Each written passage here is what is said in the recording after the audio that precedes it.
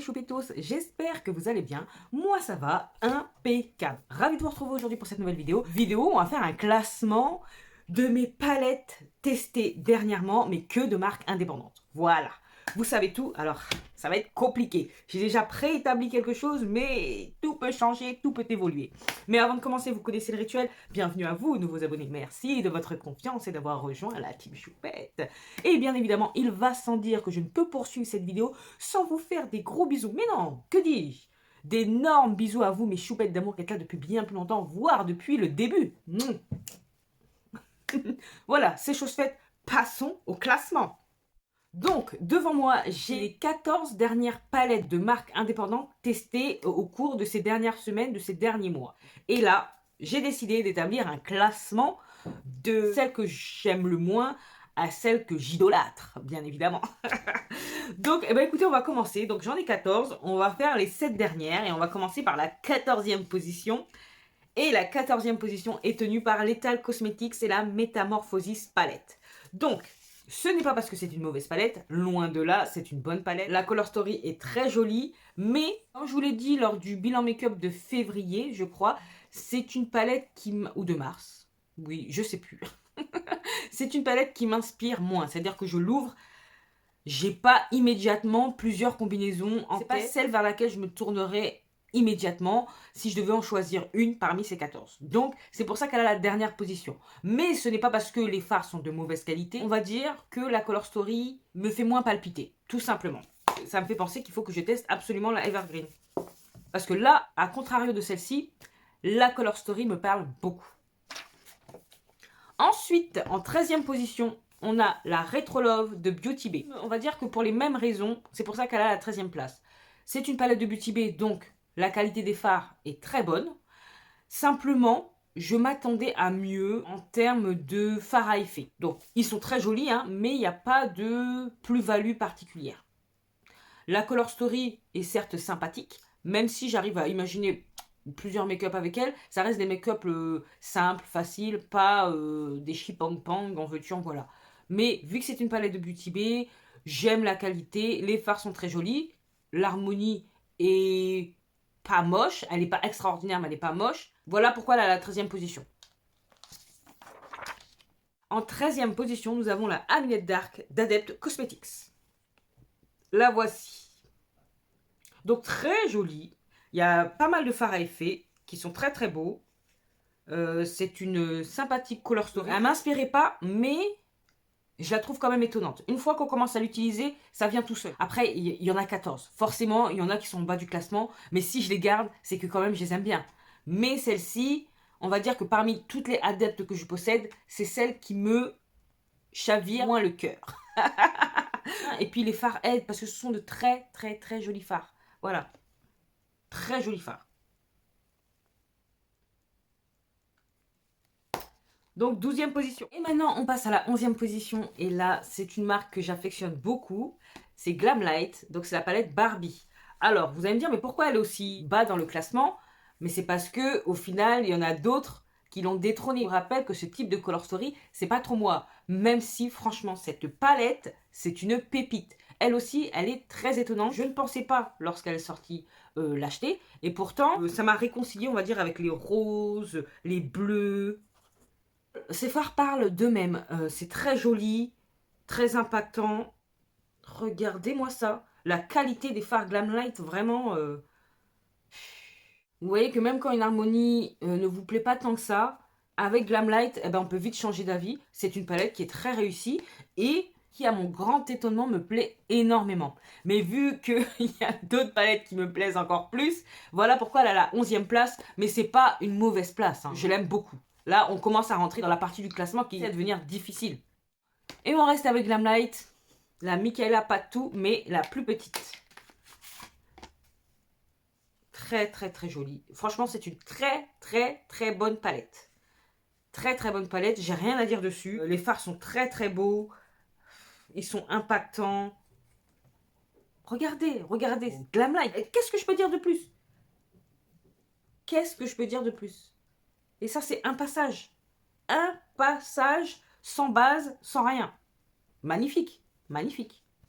Je trouve que c'est une palette qui est facilement transportable. On peut faire des maquillages un peu intenses, neutres. J'ai rien à dire de plus. Très très bonne palette. En 9e position, on reste toujours avec Glamlight, avec la Crips and Crawls. Donc, c'est la violette, bien évidemment, comme vous l'avez reconnu au packaging.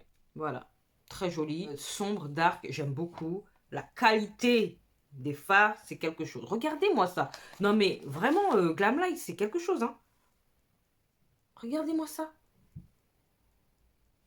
C'est ouf, c'est ouf. Mais bon, comme je vous ai dit, il faut faire des choix. J'ai refait ce classement au moins 3-4 fois. Et là, je me suis dit, je m'y tiens. Enfin, j'essaye de m'y tenir. Donc voilà, la 9e position, c'est celle-ci. C'est la qualité Glamlight. C'est comme pour les deux autres que je vous ai présentés. La Color Story est belle, ça me ressemble. Elle est grungy, elle est dans la thématique halloweenesque. Le packaging est beau. Je peux rien dire de mal. C'est c'est comme ça, il fallait établir un classement et voilà. Donc 9e position. 8e position, une palette que j'ai découvert il n'y a pas longtemps. D'ailleurs, ça a fait l'objet du dernier crash test. Je vous mets ça dans le petit i. C'est la croque de Clarity Cosmetics. Donc, je ne l'ai utilisée qu'une fois, mais déjà, rentrée en 8e position, ce n'est pas rien. C'est une palette qui est gigantesque. C'est pour ça qu'elle a peut-être perdu un demi-point. C'est parce que vraiment, elle est big. Elle est gigantesque. Mais j'ai pris plaisir à me maquiller avec. J'ai hâte de recommencer. Les fards sont très jolis, très impactants. Je vous montre ça. C'est d'une beauté. Regardez-moi ça. Ah, non, mais vraiment là, les marques indépendantes, c'est quelque chose. Hein. Là, pour que je retourne vers le mainstream, il faut vraiment qu'il y ait des harmonies qui me chamboulent. Hein, parce que ça envoie du pâté tout ça là. Ça envoie du pâté. Première impression hyper positive. Donc c'est pour ça qu'elle est rentrée directement en 8e position. J'ai vraiment hâte de voir ce que je peux faire comme autre combinaison. Après ça va pas être fifou, hein, mais c'est une palette que je vous conseille vivement. Voilà. En 7e position, on retrouve de nouveau une des palettes Scooby-Doo Glamlight, la Ruro Rally. Vous la connaissez toutes, hein. C'est la verte, bien évidemment. Magnifique. Ça se travaille super bien, je trouve. Très qualitatif. Et encore une fois, matez-moi ces fards. Matez-moi ces fards. De toute beauté. C'est vraiment fabuleux. Comment ne pas prendre plaisir à se make-upper la tronche avec ça? Comment? Dites-moi ça.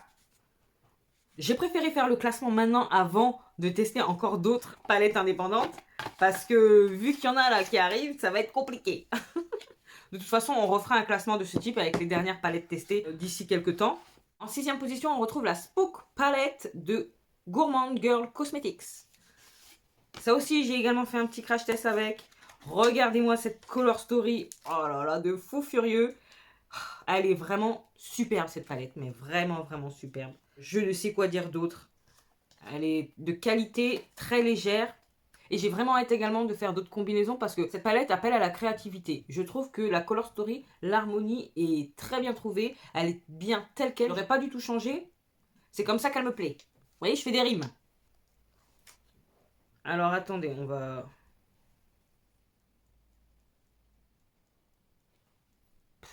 Attendez, je vais en prendre un autre, le violet. Regardez-moi ça, c'est beau, hein. À part dire c'est beau, je manque de vocabulaire. À chaque fois, je vous dis regardez-moi ça, c'est beau. Mais je manque de vocabulaire. J'ai des paillettes partout. Oh là là là là là là là là là. Donc c'est une palette qui est sortie pour Halloween de base. Mais Halloween, pas Halloween, été, hiver, printemps. Moi, cette palette, je pourrais m'en servir. Hein. Regardez-moi ça. Et encore, là, ça atténue un peu. Mais moi, là, ça me... Vous voyez, je suis subjuguée. Je vous dis, les mots me manquent, Franchement, je suis très contente d'avoir découvert Gourmand Girl Cosmetics avec cette palette. Je ne sais pas si je serais amenée à acheter d'autres palettes de la marque, mais en tout cas, celle-ci, dès que je l'ai vue, je suis tombée amoureuse. Et l'amour s'est confirmé avec le crash test. Allez, là, on passe direct dans le top 5. Wouh!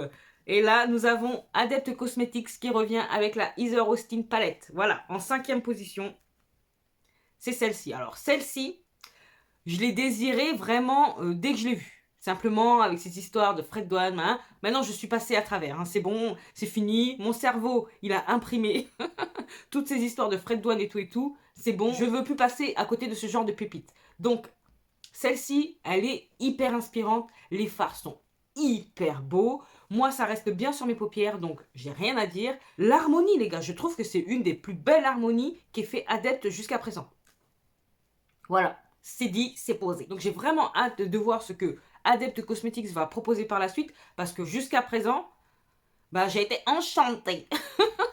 Donc celle-ci, pareil, elle appelle à la créativité. On peut faire vraiment beaucoup de combinaisons possibles. Et elle se suffit à elle-même malgré le fait qu'il n'y ait que 4 mats. C'est paradoxal, mais elle se suffit à elle-même. Je vous fais 2-3 swatchs. Voilà, regardez-moi ça. On vous voit depuis l'espace avec ces fards-là. C'est sublime, sublime. J'ai de la paillette partout. Oh là là là là là là là là là. Vous voyez là, à chaque fois que je vous fais des swatchs, j'ai envie de tout utiliser sur ma tronche. C'est pas possible, c'est pas possible. Oh là là, de toute beauté. Je dis, ma main est pailletée, quoi. Donc vraiment, je l'ai découverte très tardivement, mais aucun regret également. Au contraire même, au contraire. Révélation. Nous voici déjà arrivés en 4e position. Et là, ça c'est compliqué. J'ai changé au moins 6 fois les 4 dernières palettes parce que vraiment, ce fut compliqué. Ce fut compliqué. Bref, 4e position, nous avons Cosmic Brushes et la Muse Palette. Elle était en 3, après elle était en 2, après finalement 4e position. Et hyper mérité. Regardez-moi cette color story. Regardez-moi cette harmonie. Ouais. N'est-elle pas grandiose? Si, elle est grandiose. Oh, j'ai tellement hâte de la réutiliser.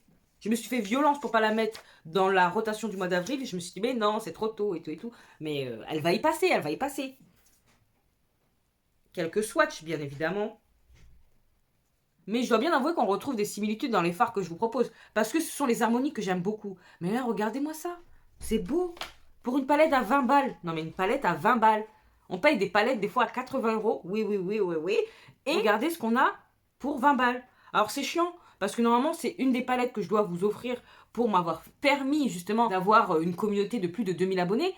Mais là, impossible de la commander. Pourquoi? Elle est toujours sold out. C'est chiant. Alors, ça se trouve, je vais vous offrir autre chose, hein, parce que... Oh là là là là là là. Toujours sans base. Et regardez-moi cet impact. C'est magnifique. Magnifique. Ça aussi, c'est un appel à la créativité, mais en force. Parce que la color story, elle est hyper inspirante. Quand on a envie de se tartiner la tronche comme jamais. Très belle, très très belle. Donc 4e place amplement méritée. C'est très très bien. Hein. Parce que vous avez vu la concurrence quand même. C'est pas rien. Magnifique. Magnifique. Je ne peux rien dire de plus. Si vous avez l'occasion, franchement, par rapport au prix, par rapport à la qualité, par rapport à l'harmonie, n'hésitez pas, foncez. Foncez. Faut juste qu'ils mettent ça en stock, c'est tout. Bon, le top 3 à présent. En 3e position, on retrouve une palette Adept Cosmetics. Est-ce que vous devinez laquelle? Parce que vous ne l'avez pas encore vu passer. J'attends. Savez-vous? Genre, comme si quelqu'un allait me répondre. C'est la Inspired Arrow Palette. Regardez-moi cette beauté. Les tons verts, vous connaissez. Ma passion. Team Green. Michael dit qu'il est le ministre. Moi, je suis la présidente. Je remplace Macron. Non, on va pas parler de Macron. Je vais couper ça, là. Ah, il va niquer ma vidéo. Donc, comme je disais, palette ton vert, mais pas que. Elle est magnifique. Les fards à effet sont magnifiques. Certes, il y a 2-3 fards qui sont en commun avec la Dallé Samarix. Je vous en ai parlé dans la vidéo. N'hésitez pas à aller le voir si vous l'avez loupé. J'aime beaucoup. Dès que j'ai vu la color story, je suis tombée amoureuse. Mais amoureuse. Pour moi, elle a mis trop de temps à arriver sur Monolith, mais c'est pas grave. Une fois qu'elle est arrivée, alors là, à la seconde près, j'étais déjà en train de cliquer. Donc là, elle est plus disponible. Voilà, c'est une édition limitée. Mais pas grave. Elle fait partie de mon top 3. C'est comme ça. Jusqu'à ce qu'elle se fasse détrôner. Mais pour l'instant, c'est mon top 3. Magnifique. Bon, obligé de faire quelques swatchs. Donc, voilà. de toute beauté. J'ai pris les fards les moins communs. Hein. Ça envoie. Hein.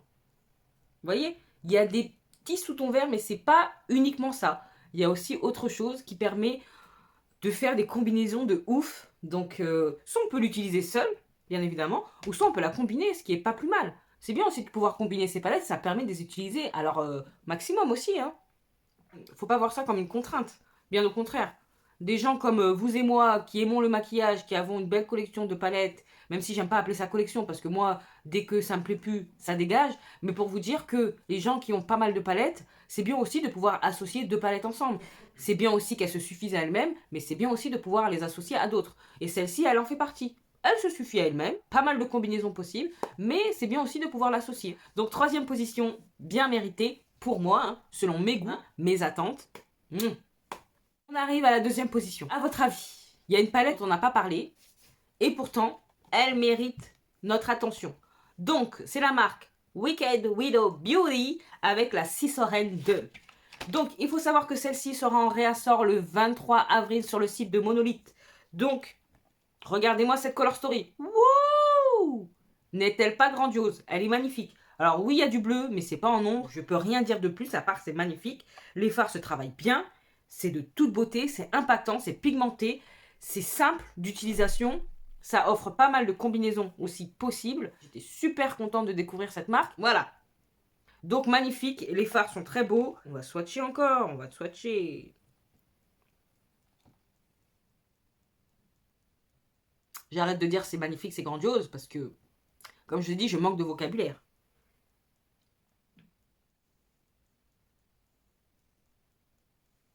Voilà. C'est magnifique. La forme de la palette est mignonne. Les pannes sont mignons. En plus, ils s'enlèvent. Donc, parfait. Et tel que c'est placé, l'harmonie est magnifique. C'est les teintes que j'aime. Grâce à ce type de palette, vraiment, je me réconcilie de plus en plus avec le bleu. Bien que ça fasse un petit moment hein, que je sois réconciliée avec cette teinte-là. Mais c'est ce type d'harmonie qui fait que je me dis, ouais, le bleu, c'est ma came aussi maintenant. En tout cas, ce type de bleu-là. Donc, deuxième position. Et je pense que vous vous doutez quelle palette est en première position. Elle a conquis mon cœur, mais comme Chaja, comme jamais. C'est la Nocturnal Palette de Glaminatrix. Ouais. Celle encore que j'ai utilisée aujourd'hui, elle m'inspire de fou. Alors, peut-être que pour vous, il y en aurait d'autres qui auraient mérité cette première place, mais celle-ci, elle a battu toutes les autres. Et je crois qu'en ce moment, c'est celle qui m'inspire le plus. Voilà pourquoi elle a la première place. Et je trouve que c'est tellement simple de se maquiller avec. Ça se travaille bien, c'est très pigmenté tout en étant pas trop pigmenté. C'est vraiment le juste milieu. Et puis cette harmonie. Magnifique. Aujourd'hui, j'ai utilisé ce fard-là. J'ai également utilisé un petit peu de cette touche-là. J'ai utilisé cette teinte mat-là. Et la couleur aubergine. Je suis très contente de ce maquillage. Déjà, je l'ai utilisé 4 fois, je crois. Conquise. Parce qu'à chaque fois, je me dis, ah non, j'utilise encore une fois. Une dernière fois qui ne termine jamais. Donc voilà. Hâte également de tester la Into the Night. Hâte de la recevoir. Glaminatrix, j'ai mis du temps à essayer à cause de ces histoires de précommande. Je ne vais pas en reparler là parce qu'à chaque fois, je vous rabâche les oreilles avec ça. J'ai mis du temps, mais ça valait le fait d'attendre aussi longtemps. Voilà. J'arrive après la guerre, mais c'est pas grave. Vaut mieux y arriver plutôt que de jamais avoir essayé. Je sais pas qu'est-ce que je voulais dire, mais je le dis quand même. Donc, la première place, Nocturnal Palette de Glaminatrix. Applaudissements. Voilà, vous avez vu mon classement palette de marques indépendantes testées dernièrement. Je sais pas ce que va être le titre, mais j'espère que vous allez pouvoir bien comprendre. Je vous attends en commentaire pour me dire quelles sont les palettes, en tout cas les 3, on va faire ça comme ça, hein, les 3 palettes de marques indépendantes, spécialement, uniquement, que vous aimez le plus. Voilà. Votre top 3. Je veux savoir. Ça se trouve, ce sont des palettes que je ne connais pas encore. Ouh là là. J'espère pas, hein, parce que j'espère ne pas être tentée. J'ai hâte de vous lire. Cette vidéo touche à sa fin. J'ai été ravie de la faire. Si vous avez apprécié autant que moi, vous savez ce qu'il vous reste à faire. N'hésitez pas à liker, à partager cette tronche.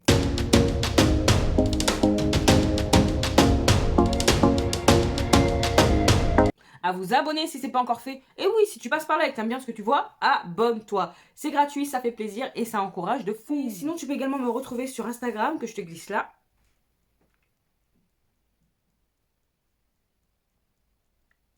Et qu'est-ce qu'il me reste à vous dire? Portez-vous bien, prenez soin de vous et de vos proches, pas d'imprudence, surtout pas d'imprudence. Et en attendant de vous retrouver dans la prochaine vidéo, je vous fais des gros bisous. Mais non, d'énormes bisous.